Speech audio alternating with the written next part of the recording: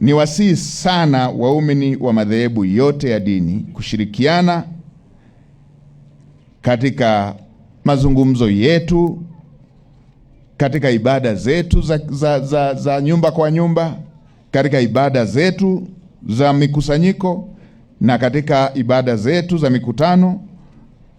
Tuendelee kuhimizana. Ulinzi wa taifa letu ni wa kila Mtanzania. Amani ya taifa letu ni ya kila Mtanzania. Sasa Baba Askofu, sasa hivi sina nia ya kutumia jukwaa hili kusema yote haya, lakini kwa sababu niko na Watanzania na lazimika kusema hivyo.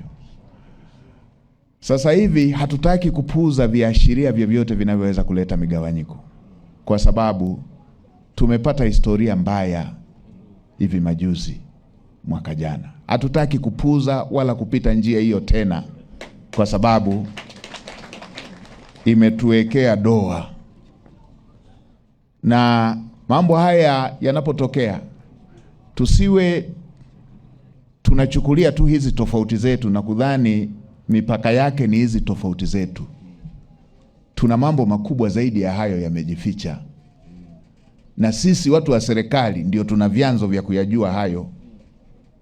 Kwa hiyo tunapotoa rai kwa Watanzania kwamba sasa hivi tufanye hivi, tuna nia njema tu ya kulinda nchi yetu na kulinda maisha ya Watanzania.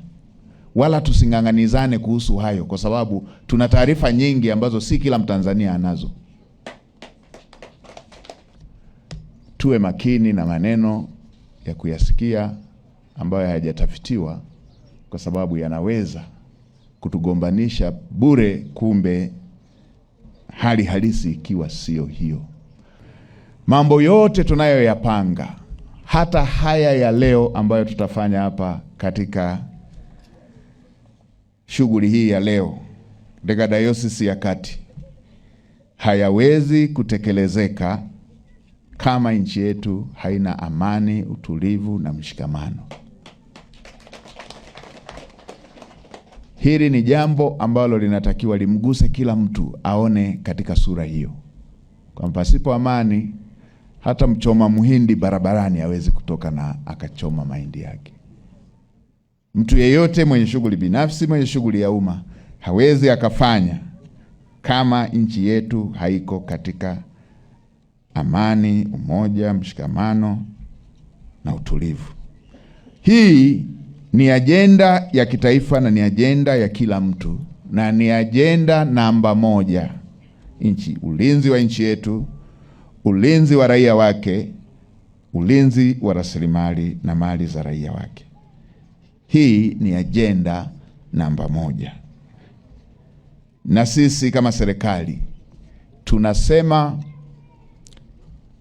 kwa sauti ya kutosha kwamba tutasimama imara kuhakikisha ulinzi wa taifa letu, usalama wa raia wake na ulinzi wa rasilimali za nchi yetu na mali za raia wake una uhakika. Tutawahakikishia mara zote kwamba hilo ni jambo la kipaumbele na tutakuwa na mchezo nalo.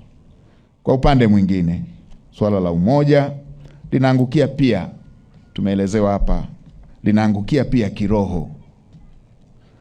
Mitafaruko ya kuanzia ngazi ya familia inakuwa inaenda ngazi ya makundi madogo madogo, inakuwa inaenda ngazi ya tofauti za kiitikadi, tofauti zingine zozote zile.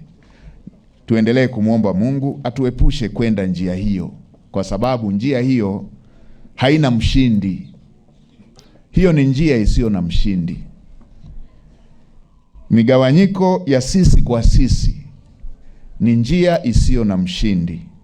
Sisi ndani ya serikali, ndio maana Mheshimiwa Rais ameanzisha wizara rasmi ya kushughulikia masuala ya mahusiano. Yatafanyika mahusiano ya kazini, mahusiano ya kwenye vyama vya siasa, mahusiano kwenye taasisi zetu za dini, kuweza kuhakikisha pale popote ambapo pana tofauti. Tanzania ilishaongoza, Tanzania ishakuwa kiongozi wa muda mrefu katika bara la Afrika kushughulikia mambo hayo ya upatanishi.